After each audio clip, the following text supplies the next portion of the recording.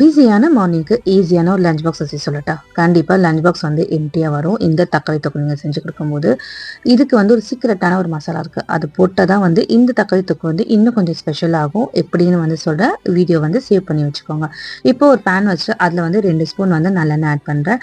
அதுல வந்து கொஞ்சமா வந்து கடுகு, ஒரு 4 வந்து மிளகு, கொஞ்சமா வந்து வெந்தயம், 2 பச்சை மிளகாய். இது எல்லாமே பொரிஞ்ச அப்புறமா ஒரே ஒரு வந்து பெரிய வெங்காயத்தை வந்து நல்லா ஸ்லைஸா கட் பண்ணி வந்து வதக்கிக்கிறேன். இது கொஞ்சம் வந்து லைட்டா ப்ரௌனிஷா வரணும். அந்த டைம்ல ஒரு 10 தக்காளி வந்து மிக்ஸி ஜார்ல போட்டு நல்லா வந்து அரைச்சிக்கிறேன். இப்போ வந்து வெங்காயம் நல்லா வந்து வதங்கிடுச்சு. இந்த டைம்ல வந்து நான் வந்து அரைச்சி வச்ச இந்த பேஸ்ட்டை வந்து ஆட் பண்ணிக்கிறேன். போட்டு நல்லா ஒரு மிக்ஸ் பண்ணிட்டு லைட்டா ஒரு கொதி வரும் இல்லையா? அந்த டைம்ல இப்போ வந்து நான் மசாலா ஆட் பண்ண போறேன். இதுக்கு வந்து நான் காஷ்மீர் மிளகாத்தூள் வந்து 1 ஸ்பூன் ஆட் பண்றேன். காரத்துக்கான மிளகாய் வந்து ஒரு 1/4 ஸ்பூன் ஆட் பண்றேன். தேவையான அளவு மஞ்சத்தூள், தேவையான அளவு உப்பு போட்டு நல்லா வந்து மிக்ஸ் பண்ணிடுறேன். இது நல்லா மிக்ஸ் ஆகி வந்து எண்ணெய் பிரிஞ்சு வரும் இல்லையா? அந்த டைம்ல வந்து கொஞ்சமா மிக்ஸி ஜார் வந்து கழுவுன தண்ணி போட்டுட்டு, மூடி போட்டு மூடி வச்சுட்டேன். ஒரு 5லேருந்து 7 நிமிஷம் வந்து வேகட்டும்.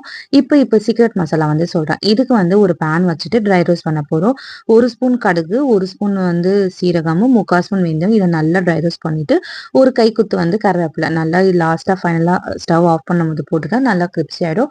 இது வந்து ஒரு மிக்ஸி ஜார்ல போட்டு நல்லா அரைச்சுட்டு, இதுல வந்து ஒரு 1/2 ஸ்பூன் போட்டு நீங்க மிக்ஸ் பண்ணீங்கன்னா, ரொம்ப டேஸ்டியா இருக்கும். லாஸ்ட்டா வந்து எண்ணெய் பிரிஞ்ச அப்புறமா நம்ம ஃப்ளேம வந்து ஆஃப் பண்ணிடலாம். இத வந்து நம்ம சூடான சாதத்துல இட்லி, தோசை எல்லாத்துக்கும் சூப்பரா இருக்கும். இந்த சீக்ரெட் மசாலா வந்து நம்ம மாங்காய் ஊறுகாய், சிக்கன் ஊறுகாய், பிரான் ஊறுகாய்லாம் செய்யணும். அதுலயும் இத ஆட் பண்ணிக்கலாம். டேஸ்ட் சூப்பரா இருக்கும்.